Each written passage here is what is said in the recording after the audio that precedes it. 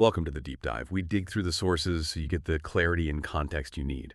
Today, we've got a really inspiring story. It's about how communities are tackling some pretty significant challenges. And the core question we're looking at is this. How can, rural towns, even urban neighborhoods, how can they really achieve sustainable economic growth? And maybe just as important, restore that vibrant community feel? The answer might surprise you. It certainly made us think. It seems to lie in entrepreneurship. We've got some compelling insights from a recent project that really brings this idea to life. We're focusing on Morven, a small rural township down in Anson County, North Carolina. But this isn't just about Morven. Their story, well, it's a powerful example of principles we've seen pop up in lots of studies about community revitalization. That's exactly right. This Morven initiative, it really highlights something important we've seen elsewhere.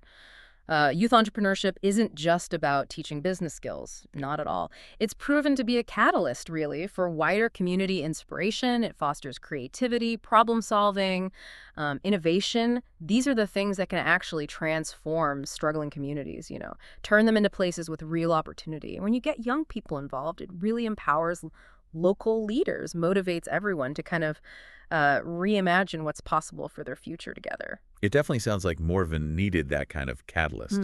So what was the reality on the ground? What were the economic challenges that made this project so necessary?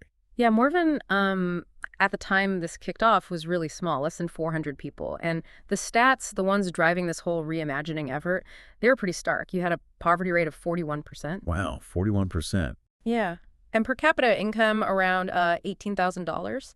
Over the years, like in many small towns, a lot of Morven's downtown businesses had just closed up shop. Now, there were groups doing good work, like Holla, Community Development Corporation. They're a nonprofit focused on exactly this kind of revitalization. And some local entrepreneurs, too, they'd managed to fix up and reopen some abandoned buildings, which was great.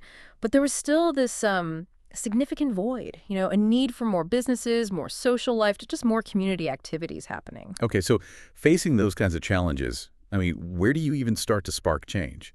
And the answer here, the innovative part, was Morven's entrepreneurial summer camp. This happened in the summer of 2025. It was set up as a one-month, really intensive entrepreneurship camp. 9 young people took part, aged 11 to 17.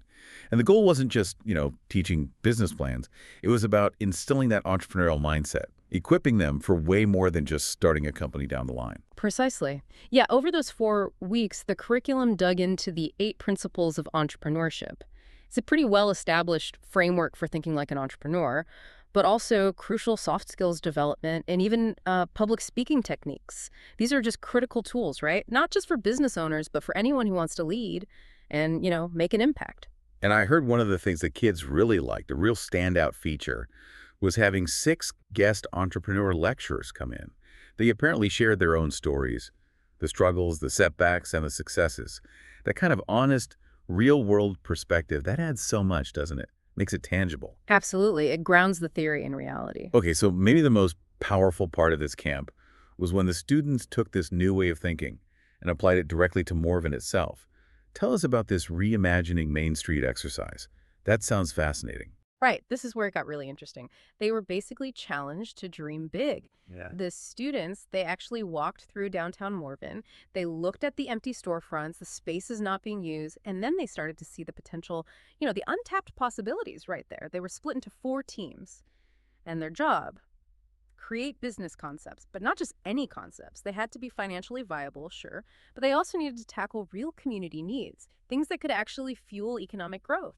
Their vision collectively was pretty transformative. They imagined this vibrant district really built on community value, health, togetherness.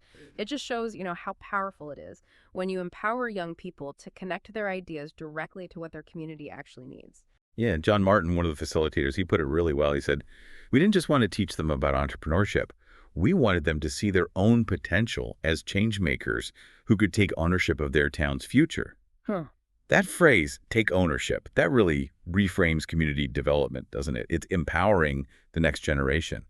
How does that changemaker idea stick with them afterwards, do you think? Oh, it's fundamental. It really is. Because their ideas, they weren't just pie in the sky. They were grounded in the program's principles. And on pitch night, you could see it. They went way beyond just talking about, revenue streams. They talked about purpose, about impact, about the heart behind their ideas, as they put it. You could feel the creativity, the passion, and this real sense of responsibility for their town. That's the kind of leadership that can turn things around. Okay, get ready for this, because the ideas these young people came up with were genuinely remarkable. First up, one team proposed a family-friendly salon. Think full service, high-quality hair and nails, but importantly, equipped with ways to accommodate kids, addressing a really practical need for parents. Then there was a cookie shop with a cause. Yes, satisfying sweet cravings, including dietary needs, but also envisioned as a kind of safe space for people in need. A mission built right in. A third team came up with a veterinary shop and dog rescue, so a clinic, but also doubling as dog daycare and a rescue center, focusing on pet services and animal welfare. Really smart. And the winning pitch, a health and community center. This was ambitious, multi-purpose. It included a fitness facility, a store selling exercise gear, a community kitchen and dining space, and even a computer lab to help other entrepreneurs and residents, just covering so many bases. Yeah, one of the facilitators said they were just blown away, remarked, they didn't just think like business owners, they thought like community leaders. And what's really fascinating here, connecting back to what we discussed earlier, is how these specific ideas directly targeted those gaps, those needs identified in Morven. From practical services like the salon to community gathering spots like the center, even addressing social welfare with the cookie shop. They were solving real Morven problems. These ideas are just fantastic. But like you said, these kids aren't opening these businesses tomorrow. So beyond the immediate excitement, what's the real lasting impact for these students and maybe for Morven down the road? Well, the skills they learned are just invaluable. They're life skills, honestly. They'll help them in careers, personal lives, with their families. This whole experience, it really showed the transformative power of this kind of program. It's building future leaders, leaders with vision, persistence, and, crucially, this deep passion for their community. It's their ability to see a need, come up with creative solutions, and then articulate that vision. Those are the exact skills that can revive towns like Morven and really countless others across the country. And you could hear from the participants themselves, too. One said the class offered encouragement and taught wisdom, and then added an entrepreneur mindset. Another one said, the class was interactive and fun. I really liked our guest speakers. It clearly resonated. And the metrics back it up, too. We saw a 95.8% attendance rate for the class. Pretty amazing. And an 88.9 average on their learning assessment test. Now, it's worth noting this was actually a pre-test. Hollis preparation meant the students came in with a strong foundation, so they decided a post-test wasn't even needed. The high pre-test score showed the learning was already happening. But if you connect this to the bigger picture, it just powerfully underscores the point. By teaching entrepreneurship, we're not just prepping kids for business, we're equipping them really to rebuild their own communities from the inside out. When young people learn to reimagine Main Street, they learn to reimagine their own future. It's that simple and that profound. Yeah, this deep dive really drives home that message.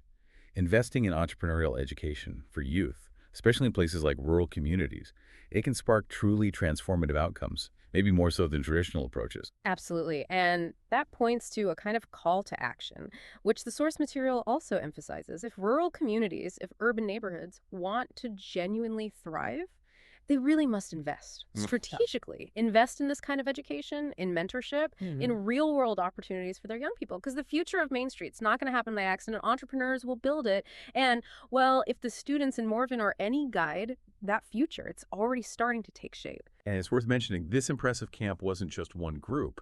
It was a real joint effort. You had the Hala Community Development Corporation, the local nonprofit, bringing the vision, the mission, with funding help from the Conservation Fund. And then Martin Sloan International, MSI. They're specialists in this kind of training. They developed the curriculum. And the program itself, it was actually a certified course based on principles from the book Who Owns the Ice House, which is pretty foundational in entrepreneurial education circles. And it followed standards from ELI, the Entrepreneurial Leadership Initiative, and NCIDEA, both big names in this field. It just shows what can happen, right? When dedicated groups and solid resources come together for a common purpose. So maybe the next time you walk down a quiet Main Street, or even look at a part of your own city that's struggling a bit, just take a second. Consider the power of imagination, of local initiative. What could be reimagined right there in your own community?